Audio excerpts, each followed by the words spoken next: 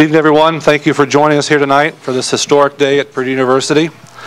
We are excited to introduce Darrell Hazell as the 35th head football coach in school history.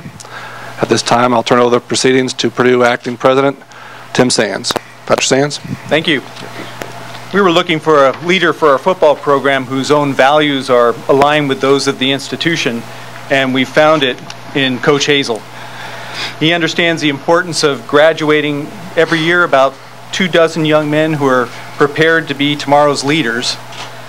And you can see from his record at Kent State with 50 of his young men last spring achieving a grade point average above 3.0 that he's serious about that.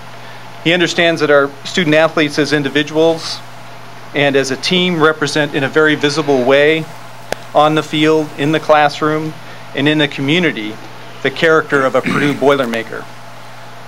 Preparation, hard work, determination, teamwork, respect for the opponent before, during, and after the contest. Our 40,000 students and the rest of the world see the image of the institution reflected in the comportment of our student athletes and those who teach and lead them. We're very fortunate to have found an individual in Coach Hazell who truly gets it. He's a winner in every sense of the word. We're excited to welcome Coach Hazell and his family to the Purdue community and to the greater Lafayette community as well. Welcome. Thank you. Thank you. And now I'll turn over to Athletic Director Morgan Burke.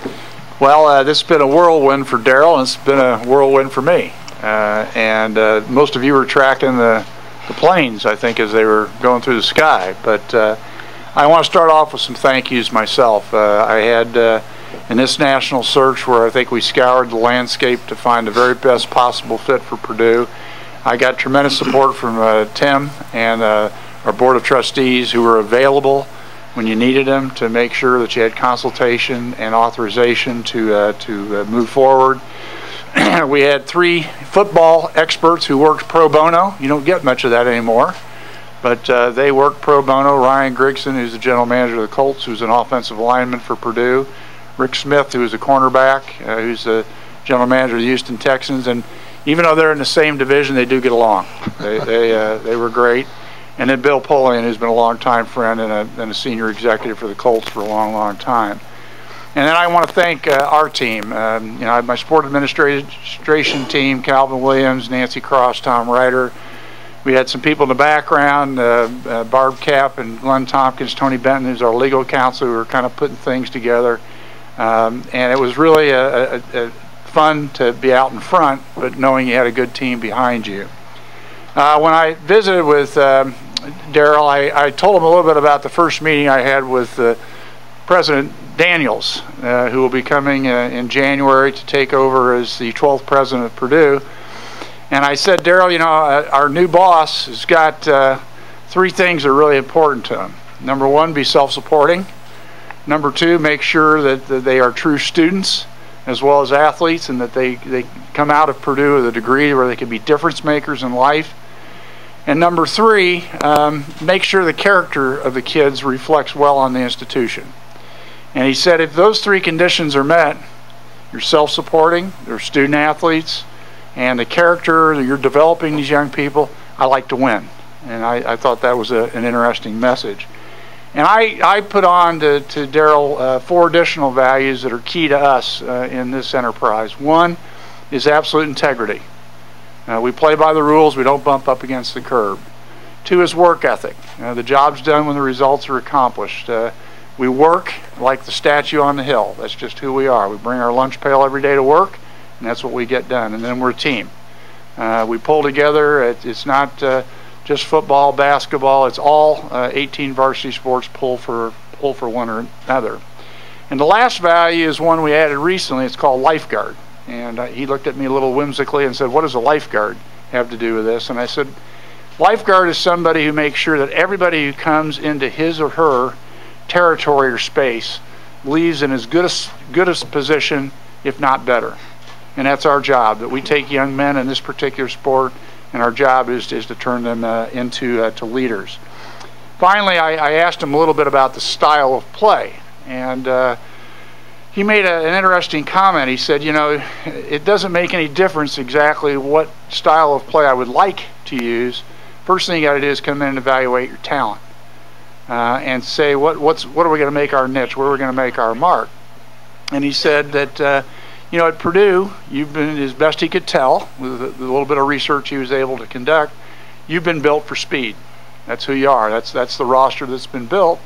And he says there's something in your DNA about quarterbacks, that the guy behind the center, I think we have more starts in the NFL than any other college in the United States, and that's an important element of who we are. And so I pushed back a little bit. I said, okay, so you read the bios and you understood exactly what was going on. I said, you know, help me understand in your career why I should really buy into that statement. He said, well, you know, when I was at Ohio State, I was the assistant head coach in charge of the wide receivers, and Santonio Holmes and Teddy Ginn and a lot of them. He says, I was their advocate. We wanted to throw that ball, and he says, actually, we got pretty good at it. And I thought, well, you know, it's not a bad response. So I'm absolutely delighted. I think we've got a partner here that is eager to build upon the work that's been done. He knows the cupboard's not bare. We got work to do always.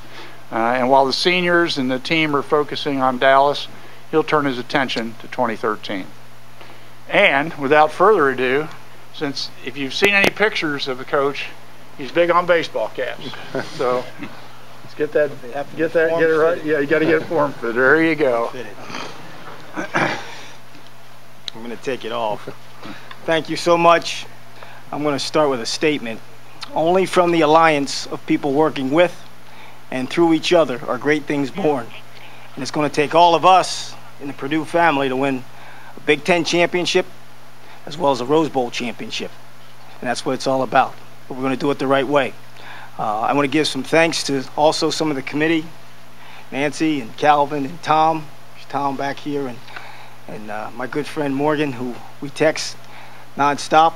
But and it's legal for ADs, not for coaches. That's right. For reaching out to me, and also the governor reached out to me, and I can't tell you how excited I am to be here and be a part of this program, a program that's rich in academic tradition and excellence, a program that's rich in athletic excellence, and we are going to continue to get better each week. I have three primary goals that I'm going to start prioritizing here pretty quickly. One, I got to get to know our personnel. Our personnel is our support staff, our players, anybody that touches our kids throughout the course of the school year. The second thing is I need to go out and hire the best possible staff that can help mentor, teach, be father figures, be great coaches, be respectful to our kids, and help us win championships. And then the third thing that I need to do is I need to get out on the road and make sure those 13 commits are solid. And I need to do that pretty quickly. There's a lot of things that this program is going to do in the future. And I'm excited about being the leader. I can't thank you guys enough for selecting me as the leader of this program. And it's going to be really special, very special. And I look forward to meeting everyone and getting to know what Purdue is all about, and making me part of the fabric that's made this university so great in the future, right? In the past and in the future. Questions? Go to questions. Raise your hand. We'll get a mic out to you.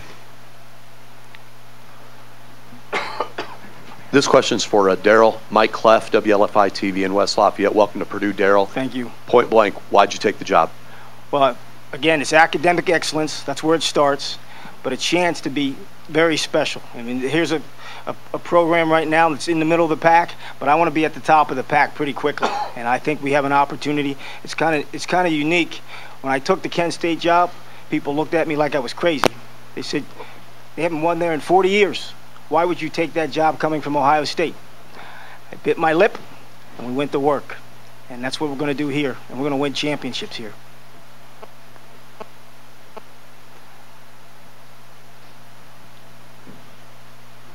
We'll get Pete over here. Coach, this is for you, Pete DePremi on the Fort Wayne News Sentinel.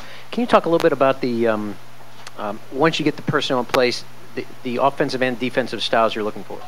Yeah, we're gonna be an attacking football team in all three phases. Offensively, whatever we decide to do, and that's going to be based upon personnel.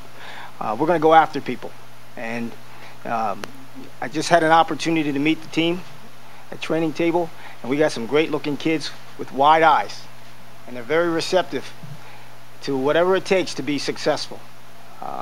But obviously, I got to do a better job of evaluating where we are in personnel and the things that we can do, because it doesn't matter at the end of the day. I'd much rather win than throw the ball over the yard 50 times. I'd much rather win than run the ball 50 times. We got to find a way to win the football game. We're going to be like that offensively. Defensively, we'll give them multiple looks. We'll have a nice pressure package, and we'll come after people. And our special teams will be outstanding. Going into our 10th football game this year, we had 15 return yards against our punt unit. There's a lot of pride taken in our special teams. Mike. Mike Merritt from Associated Press. Coach, can you talk a little bit about, my understanding is the fact that you're going to coach the bowl game for Kent State. I am. And you want to get out on the road and make sure the commits are there. And that. How do you balance that? Well, my calendar looks like this. I'm going to fly back tonight.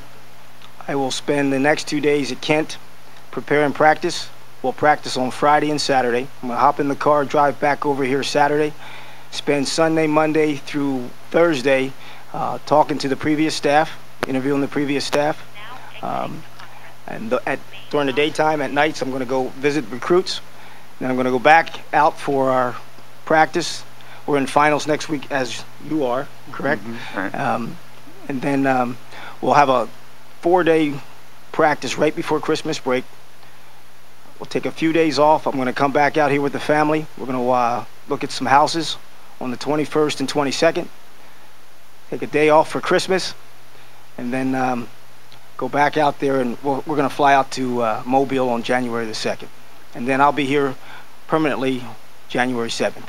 The game's on the 6th. Let me add that under the NCAA rules, there are provisions that allow you to recruit at one institution and coach at another. It requires some waiver provisions that we're prepared to seek. So he'll be within the guise of the NCAA rules. Always. You remember the first value, integrity. That's good. Sam? This question's for all three of you, starting with Coach. Just the significance of being the first African-American, either football or basketball coach here, and only the fourth in the Big Ten. I got that same question my last job. It's an honor. It's an honor to be here, and you know, I love making a difference in kids' lives, and so be it that race has something to do with it, but I don't put much into that. Did you want Morgan to touch on Yeah, that? I would just say that to me, the email that I got from a mother of a former player from Ohio State today probably symbolized why he's the right guy, irregardless of race. And that mother said, you know, I don't normally send an email to an AD, but my son was recruited at Ohio State and played for Darrell. She said the Purdue people don't know what a gem they've gotten. And so I said, you know what? She didn't have to take the time. I sent that on to all of our parents because I want them to understand the commitment we have to these young men. We can get, if they feel that commitment, they'll play at a level, they'll study at a level, and they'll comport themselves in a manner that will make Purdue proud, make their families proud. Dr. Sands? Well, we hired Coach Hazell because he's the best person for the job, period. That said, life experience and relating to student athletes and all stakeholders is an important part of being a head football coach, and I'll let him describe what his life experience brings to that, but we're just glad to have Darrell Hazell.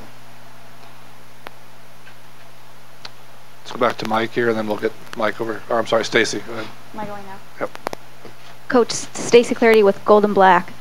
We were able to kind of talk to a couple of your former coaches today, and they keep saying how you're disciplined and you're detail-oriented, but you still are able to kind of balance kind of the tough guy kind of thing to relate to the players. I guess, how would you describe why you've gotten to this point in terms of your characteristics and how you're able to relate to the guys?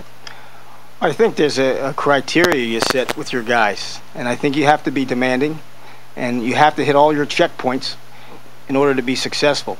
And you lay it all out for them in the beginning, and you say, here are the expectations. There are no shortcuts.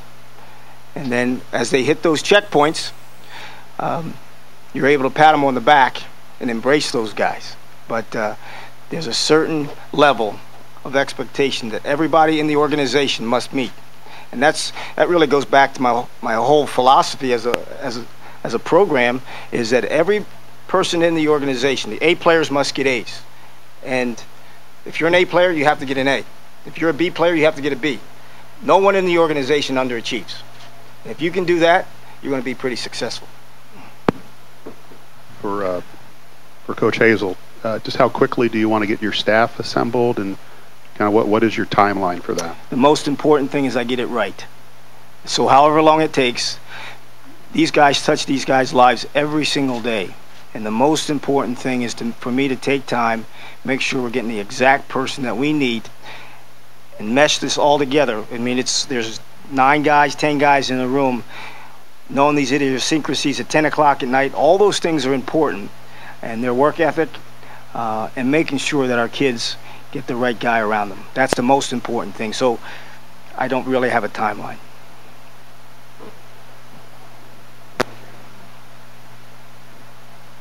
Yeah, Coach. Jeff Washburn, Lafayette Journal and Courier.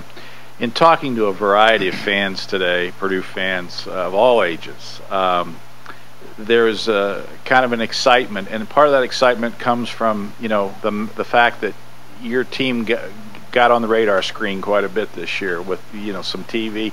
When John Pont left Miami to go to Indiana, that's a long time ago, people were asking, who? You know, now with social media, television, does that give you an advantage, at least a head start? Because people, I was surprised, knew a lot about you and a lot about Kent State. Could you address that? Yes. I don't know if you recall, but we got on TV for the first time this year because our guy ran the wrong way. And they laughed at us. But throughout the course of the season, we were doing some good things. We had a great little running back, kick returner guy, Dre Archer. And we started putting strings of wins together, 10 wins in a row, and all those things. And maybe that gave us some national publicity, and I think that'll help, but it has no bearing on how well we do here. None, zero. Mike.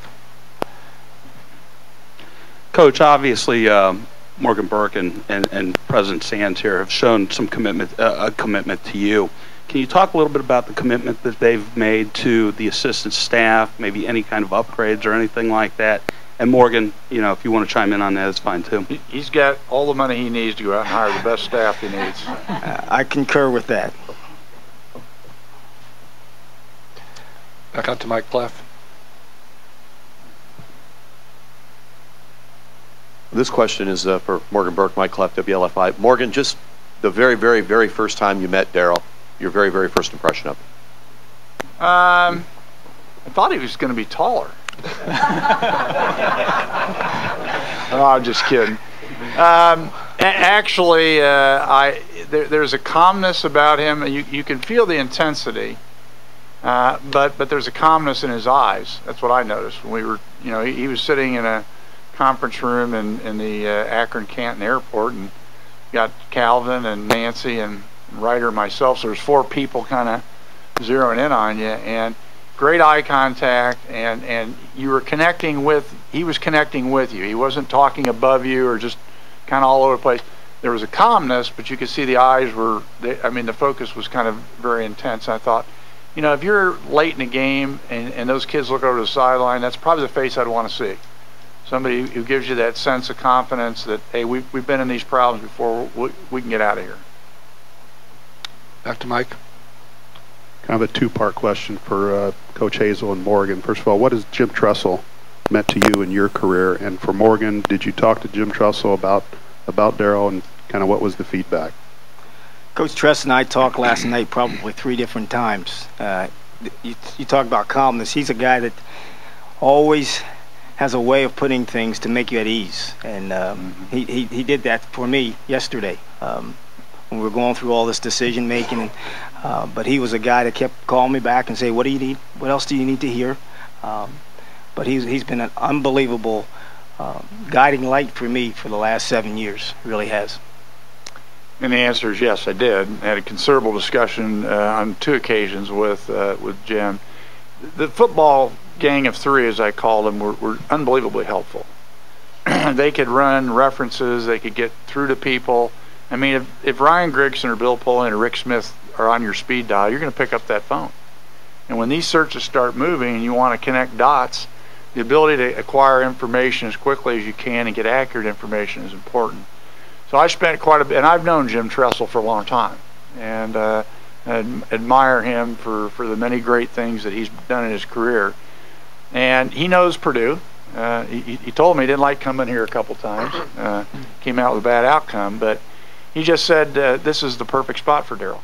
Pete DePrimo, Fort Wayne News Sentinel. Can you talk a little bit about your recruiting philosophy, recruiting approach? The previous staff really hit the South hard. How exactly are you going to implement that? Well, I think we got to start here in our own state and find out which are the best players available that can help us win championships. And then you touch the contiguous states, Illinois and Ohio. And I think we need to go down south, maybe hit. I've had some experience since '88 recruiting Florida. I know we need to probably get into Texas based on meeting every 3rd kid down in the dinner line was from Texas. But I also think there's a corridor along the I-95 East Coast that's rich with skilled players, where you may be able to go over there and pull 1 or 2 skilled players that can help you win. Kyle Charters, Golden Black Illustrated. Coach Morgan's talked a lot about the cradle of quarterbacks. When he talks that much about it, what does that mean to you? Cradle of quarterbacks? Yeah. Well, there's been phenomenal quarterbacks come through here. Start Bob Greasy and Drew Brees and all those other guys, Painter, and the list goes on. And I think you have to. I think that's one of the draws about this place, is that you can get some of those marquee quarterbacks to come here because of the reputation that those guys had put out in front of us. Sam? Coach, you talked about the expectations of your players. What are the expectations of yourself? If you put a timeline on, I want to hit a Rose Bowl in this season or next season. He's not going to fall for that, Sam. It's not his first rodeo. Yeah, we're looking to improve every day. That's our #1 goal, is making strides forward in every area, on the field, off the field, in the classroom. And if we can do that, we're going to make Purdue very proud. I'm Dave Banger with the Journal and Courier. You said that Mitch Daniels reached out to you. #1, how did he identify himself? And #2, what did he say? Says, this is the governor. No, he was very supportive. He called me yesterday. We spoke briefly for about 10 minutes, and he just kind of reinforced that, he's going to be here for us, and that the things that we need to succeed in all areas, he's going to be there to have. So it was a very rewarding and fulfilling call from him. Let's go over here. This is Rich Nye with Channel 13 out of Indianapolis, the NBC station. Coach, you do have to, Morgan alluded to this, you have to make these decisions that are life-changing so quickly. How difficult is that to leave a team that you've taken to such a new high level and all of a sudden accept a new challenge? That's the hardest part. And this morning I had a 6:15 meeting with my staff. That was very difficult. I went through the facts of the matter, which were, the job was offered at such and such a time. I took it at such and such a time. And you keep the conversation brief so it doesn't get too emotional.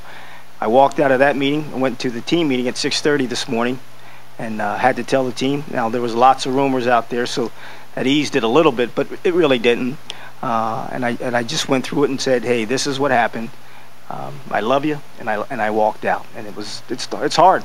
I mean, when you live with guys 7 days a week, all around the calendar, and you're close to these guys, and they pour their hearts out, and you pour your hearts out, it's difficult to separate so quickly. And they understood. I got 100 texts after that and saying, Coach, we're happy for you. We wish you well, and we're going to miss you, but it's hard for both parties. That's reality. Coach, I understand you have a saying that you like to greet people with, it's be great. Can you talk a little bit about what that means to you and what and how you try and use that in your life and coaching and that sort of thing? Be great? Yeah. I didn't realize I had that saying. But no, we talk to our guys about reaching excellence in everything they do all the time, and it's a constant reminder how they present themselves, their dress, their speech, and all the things that they do to represent the organization. Why was it time to step up financially? Why was it time? Why was it time to do this at this moment? Because we want to go to Pasadena.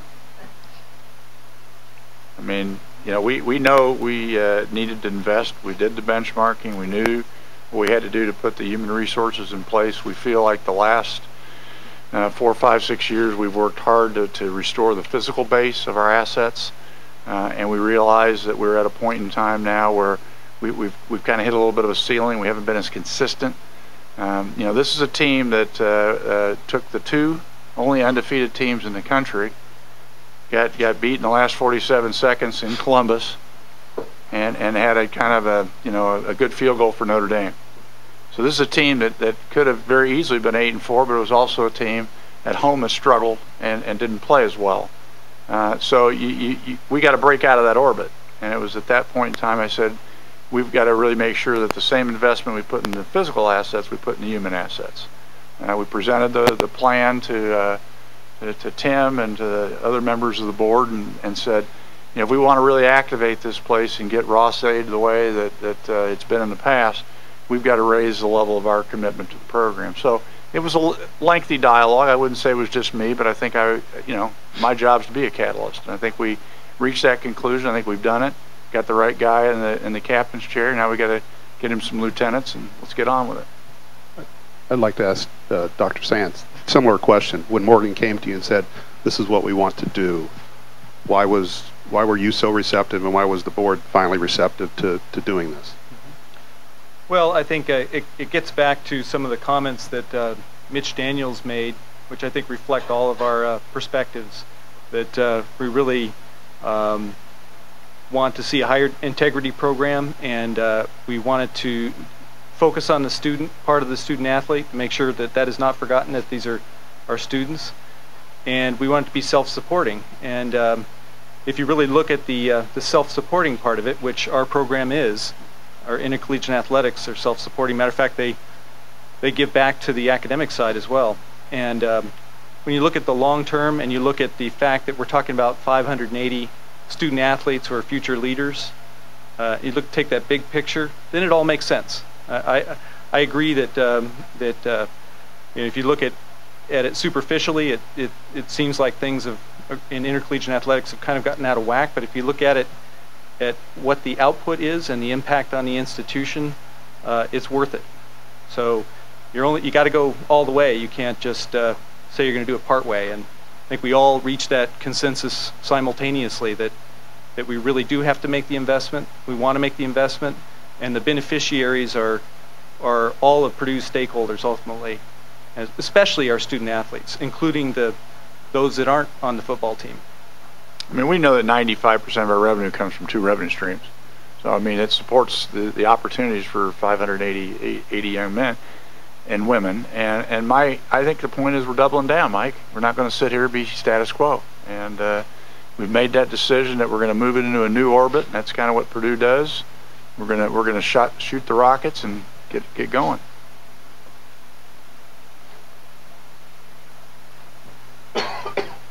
Coach, kind of an interesting situation. You'll be preparing, I believe, for your bowl game when the day Purdue will play it. Now, had they lost any of those last 3 games, they wouldn't be going to a bowl game. You could watch the film of everybody to evaluate. Does it help you that they did qualify for a bowl game and that you will have an opportunity to watch them as guys you will be coaching in the future? Absolutely. I don't think there's anything like watching live action. And I'm going to attend the bowl game. And try to get an evaluation. I'm going to have to study the film also to see who's where, skill-wise and skill level. But being able to see them live, I think that'll help us all making another evaluation. My hunch is we'll have some of the most spirited practices in December as they audition for next year. I could already see that today. Brian. Coach, Brian Newbert from Gold and Black Illustrated. Just another recruiting question for you. You talked about where you're going to recruit, but can you just comment in general what you look for in your average recruit, what kind of characteristics you're looking for in a kid? Well, it starts with the academic piece, making sure a guy can not only be successful but also flourish in the classroom. Then it goes to character. And you got to ask those tough questions in the school to the people that are not necessarily the advocate for that young man. And then it goes to obviously the skill set of that person and that position. And we'll do a good job evaluating that. I watch every single guy that we'll offer. It goes from the area coach to the position coach to the coordinator to me, and then I'll pass it along if it seems fit. But we'll do our due diligence, and we will not do what a lot of schools are doing now, which is recruiting by ear. This guy's a 4-star. This guy's a 5-star. We're going to do our work, and we're going to watch the film, and we're going to make our good decisions from the film. Back to Mike. Cliff. This question is for Coach Hazell. It's Mike Clef again from WLFI. Coach, you mentioned that you had met some of the players. I know the meeting was brief and everything. Just your gut feeling, what was your first impression of the players? Eager, very eager and excited. You know, anytime you have a change of leadership, there's a renaissance. And the guys that might be pigeonholed, now it's a breath of fresh air for those guys. And everyone's slate is clean. And I just felt like the weight was lifted off some of their shoulders, and they're ready to go. They're very anxious to get going. Coach, just your Kent State team this year, going from 5 wins last year to 11 wins this year. What was the big turnaround attributable to? Well, there's really no one thing that you can attribute it to. I think there's we moved some guys around. I think there's a strong belief system. There was a calmness in their eyes throughout the course of the season. We were down 3 or 4 times in the fourth quarter, and there was no panic on the sideline. But that comes from preparation. And our guys prepared extremely hard, and they didn't worry about being 7-1 or 8-1. All they cared about is preparing for the next contest. Stacy. Coach, how would you describe your personality?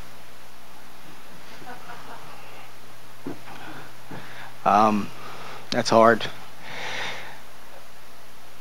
Well, I think that I like to give everybody a chance. Give everybody the thought that they have a chance to be successful. And it's genuine. It's sincerely genuine. And everybody has a purpose and a role to help us win football games.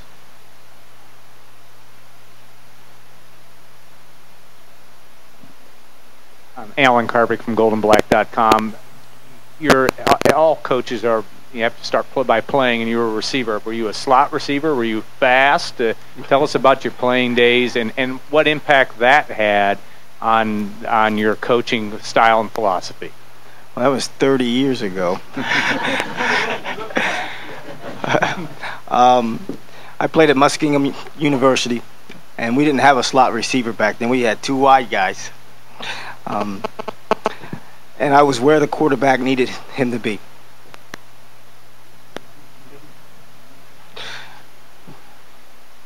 Anything else? Oh, one more here from Pete. Yeah, and I guess I don't think this has been addressed, but maybe from Morgan, are you able to talk about the terms of the contract? And 6 years, and we'll have the financial details come out later. Okay, thank you all. I'm sure Dr. Sands, Morgan, and Darrell will stick around for a few minutes, but we do got to have Darrell get back on a plane eventually. But I'm sure he'll stick around for a few minutes if you want to go up and do a little meet and greet. Thank you all. Where's that? Studio, whatever. Or we'll talk back. I said, we'll do work with this. It is. Oh, sure. My pleasure. right, so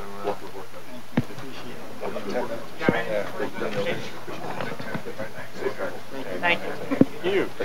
You're more than welcome, Mike. See ya.